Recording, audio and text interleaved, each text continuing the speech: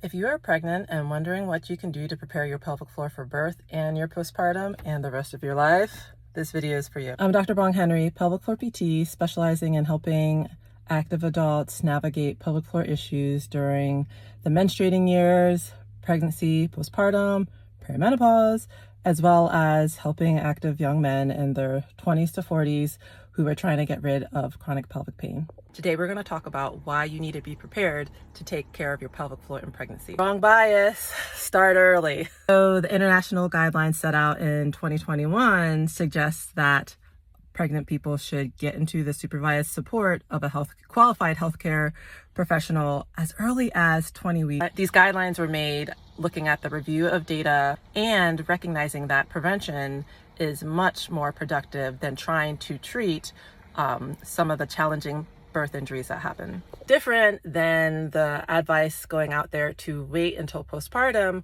or wait until you're 36 weeks pregnant. Waiting until you're postpartum or waiting until you are full term is not the worst thing in the world, but you miss an opportunity to be proactive and put preventative measures into place. But the challenge is so many women have been led to believe that pain, leakage, and gross debility is part of being a parent. And if you heard that before, you're not alone. It's not your fault. The good news is that you can be proactive to help yourself out. A lot of these studies looking at pregnant women look at healthy individuals who do not have pelvic floor problems that pre-exist, like pain with sex, bladder leaks, prolapse before they got pregnant. So it's important to know if you're dealing with any of those things to get help sooner and not just wait to 20 weeks.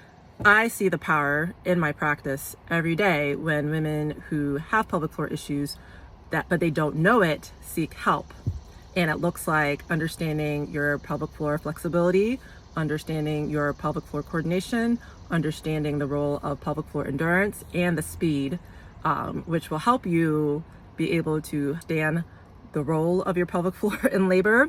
And it's also important to know there's a lot of things that are going to be outside of your control when it comes to injuries in your pelvic floor, but understanding how you can prepare your body for your short-term future and your long-term future is something that if you are watching this video, it's like you've taken that red pill and you can't go back.